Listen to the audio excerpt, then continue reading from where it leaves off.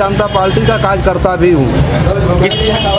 मंडल उपाध्यक्ष महाराजगंज। श्रीकांत मौर्य हैं, हमारे किसान मोर्चा के जिला अध्यक्ष हैं। उनको भी 2-3 बार दे चुका, कोई मतलब नहीं निकला। सब बिगड़ने लगी है इस समय, तबीयत मेरी बिगड़ने लगी है इस समय, तबीयत मेरी बिगड़ भी रही है। मैं बार बार अपने सरकार योगी सरकार से आग्रह करता हूं कि जब हमारी ये हाल है तो खुद सोचें कि आम पब्लिक की क्या हाल होती होगी हमारे समाज का। अगर हमें जब न्याय नहीं मिलेगा, तभी तो इंतज़ार कर रहा हूँ। उसके बाद हमें क्या है, अगर मैं वहाँ बोलता हूँ तब भी मेरी हत्या की जाएगी, इसमें संदेह नहीं है। क्योंकि भूमाफिया लोग मुझे मार देंगे, छोड़ेंगे नहीं। उससे ठीक हमारी निर्णय मैं यहीं पर अपना जान दे दूँ, वो अच्छा रहेगा। भूख हड़ताल में बैठा हूँ तो ऐसे मर जाऊँगा, नहीं तो लास्ट में हमारी निर्णय है आत्मदाह, और कोई उपाय नहीं मेरे पास। प्रशासन क्यों नहीं ऐसा कर रहा है? लेकिन सबसे अधिक चिंता हमें अपने योगी सरकार से है, ये कब इसका ध्यान देंगे, इस समाज का या गरीबों का कब कल्याण होगा। जैसे देवरिया में घटना हुई, बेचारू चले गए, उनकी दुनिया तो खत्म हो गई है। उसी तरह मेरी दुनिया जब खत्म हो जाएगी उसके बाद ध्यान देंगे, उसके बाद सब प्रशासन वहाँ जुट जाएगा, उसके पहले कोई नहीं जाने वाला है। यह शख्स अपने आप को बीजेपी का वफादार कार्यकर्ता बता रहा है। इसका आरोप है कि भू माफियाओं के आगे न तो उसकी सरकार ही सुन रही है और न ही आजमगढ़ का प्रशासन ही सुन रहा है। कहीं से भी न्याय नहीं मिल पाया तो यह सब अपने आप को बीजेपी का कार्यकर्ता बताते हुए कलेक्ट्रेट रिक्शा स्टैंड पर 3 दिनों से यह शख्स भूख हड़ताल पर बैठा। सरकार में न्याय न मिलने पर अपनी पार्टी की सरकार पर ही सवाल उठा रहा है। कहता है न्याय नहीं मिलेगा तो यहीं पर आत्मदाह कर लूँगा। कहता है न्याय नहीं मिलेगा तो यहीं पर जान दे दूँगा। यह भी सवाल कर रहा है, क्या देवरिया की तरह मेरी भी दुनिया उजड़ जाएगी, तब सरकार और प्रशासन जागेगा। अब बीजेपी कार्यकर्ता की ही जुबानी सुनिए, उसकी क्या है समस्या और क्यों नहीं हो रही है सुनवाई। अगर सुनवाई नहीं होती है तो वह अपने साथ किस तरह की अनहोनी की आशंका जता रहा है। क्या नाम पड़ेगा आपका? हमारा नाम सर सुग्रीव निषाद है। रहने वाले कहाँ के हैं? नौबरार देवरा जी की किताब प्रथम, पूर्वा विकास नगर, जिला आजमगढ़, तहसील सगड़ी, जनपद आजमगढ़, थाना महाराजगंज पड़ता है। आज धरने पर आप बैठे हैं, कितना दिन हो गया? धरने पर सर अब आज 3रा दिन हो गया। किस बात के लिए धरने पर बैठे हैं? धरने पर बैठे हैं सर, रास्ता जो है हमारा कोई पर्सनल तो है नहीं, रास्ता बंद कर दिया भूमाफियों ने। भूमाफियाओं में कौन कौन लोग हैं मालूम है आपको? भूमाफियों में कई लोग हैं सर, कितने लोगों का नाम बतावें, अब वो तो खुद ही लोग ढूंढ सकते हैं। भूमाफिया ने बंद कर दिया रास्ता। इसकी शिकायत आपने और अभी अधिकारियों से किया था? अनेकों बार सर दिया था। किन लोगों को? डीएम साहब को दिए थे? डीएम साहब को दिया था, ईडीएम साहब को दिया था, और इसका कोई खाली आज कल हो जाएगा। क्या मुख्यमंत्री पोर्टल पर भी आप डाले थे? मुख्यमंत्री पोर्टल पर भी एक बार डाला था। क्या रिपोर्ट लगाई गई? विवेक लेखपाल ने है, उसने रिपोर्ट लगा देते हैं कि ये आदमी गलत है, जिसने वही 8 बार मेरी पैमाइश भी कर चुका है। आपकी ज़मीन कितनी बार पैमाइश हुआ है?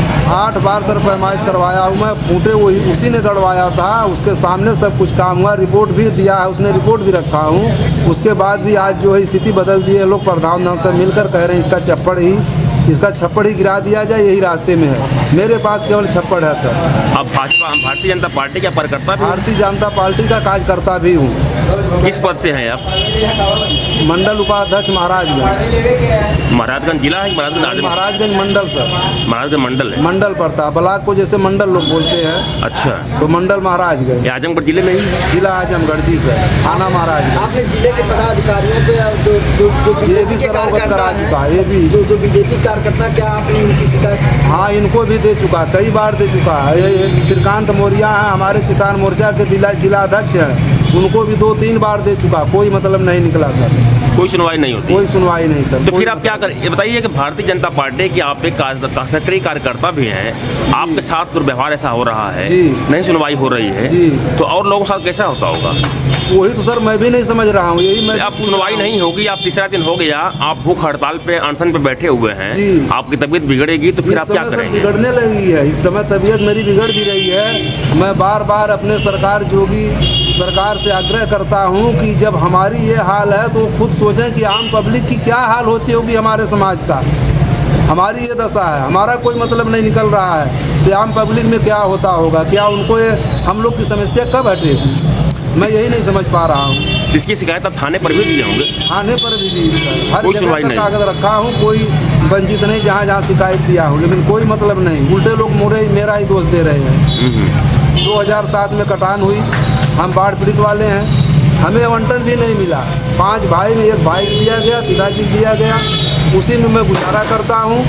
उसी आवंटन के बीच में ही जबरदस्ती लोग मेरा झोपड़ी गिरा कर रास्ता निकालना चाहते हैं। यही मेरी मजबूरी है, मुझे बैठना पड़ा। अगर आपको न्याय नहीं मिलेगा तो फिर आप क्या करेंगे? अब सर हमें जब न्याय नहीं मिलेगा तभी तो इंतज़ार कर रहा हूँ, उसके बाद हमें क्या है, अगर मैं वहाँ बोलता हूँ तब भी मेरी हत्या की जाएगी, इसमें संदेह नहीं है। क्योंकि भूमाफिया लोग मुझे मार देंगे, छोड़ेंगे नहीं। उससे ठीक हमारी निर्णय है, मैं यहीं पर अपना जान दे दूँ, वो अच्छा रहेगा। भूख हड़ताल में बैठा हुआ तो ऐसे मर जाऊँगा, नहीं तो लास्ट में हमारी निर्णय है आत्मदाह, और कोई उपाय नहीं मेरे पास। कितने बच्चे आपके हैं? हमारे टोटल सर 8 परिवार है मेरे पास, बीवी बच्चे सब मिलाकर 8 परिवार है, 8-9 परिवार है। अच्छा, आपके पास खेत कितना है? कुछ नहीं सर, एक कड़ी नहीं, जो खेत था उन्हें। तो 8 परिवार का पालन पोषण किस तरह करते किसी हैं? तरह मजदूरी जो करके करता हूँ सर। जो हमारे पास था थोड़ा बहुत वो भी धूरधारा नदी में हो गया 2007 में ही, आज भी धूरधारा है। मैं यहाँ तक कहता हूँ सर, यहाँ से लेकर वहाँ तक जांच किया जाए। अगर हमारे पास ज़मीन है तो मैं हटने के लिए तैयार हूँ। यदि हमारा हक नहीं यहाँ है तो हमें कहीं खेत दिया जाए, अन्यथा उसका दंड दिया जाए। हम नाजायज़ हैं तो मुझे ही दंड दिया जाए। हम कहाँ भाग रहे हैं, हम तो प्रस्तुत हैं हमेशा। अगर जब हम नाजायज़ मिलते हैं तो प्रशासन क्यों नहीं ऐसा कर रहा? हमने अपने तरफ से 8 बार पैमाइश करवाया, एक बार ये नहीं करवा सकते हैं। अगर हम नाजायज़ हैं तो मुझे दंड दो, हमें भगा दो वहाँ से, जेल कर दो, कुछ भी कर दो, वैसे भी तैयार हैं। काउंटर कर दो, हम कहाँ भाग रहे हैं? यदि हम इतना बड़ा गुंडागर्दी है, हम इतना बड़ा भूमाफिया है, हम कहाँ जाएंगे भाग कर? प्रशासन क्यों नहीं ऐसा कर रहा है? लेकिन सबसे अधिक विनती हमें अपने योगी सरकार से है, ये कब इसका ध्यान देंगे? इस समाज का या गरीबों का कब कल्याण होगा? जैसे देवरिया में घटना हुई, वो बेचारू चले गए, उनकी दुनिया तो ख़त्म हो गई है। उसी तरह मेरी दुनिया जब ख़त्म हो जाएगी उसके बाद ध्यान देंगे, उसके बाद सब प्रशासन वहाँ जुट जाएगा, उसके पहले कोई नहीं जाने वाला है। यही मैं सोच रहा हूँ। इससे अच्छा है मैं वहाँ क्यों मरूँ, इससे अच्छा यहीं पर पड़ा रहा हूँ। आज नहीं कल परसों जब भी करना होगा होगा, नहीं लोग करेंगे। वैसे भी हम छोड़ दिया हूँ, वैसे भी आदमी मरने के रहा है। आज ही तबीयत मेरी गड़बड़ होने शुरू हो गई है। आज तीसरा दिन है, जल के सिवाय और कुछ नहीं ले रहा हूँ। कोई भी जांच करा सकता है मेरा, हम क्या करेंगे?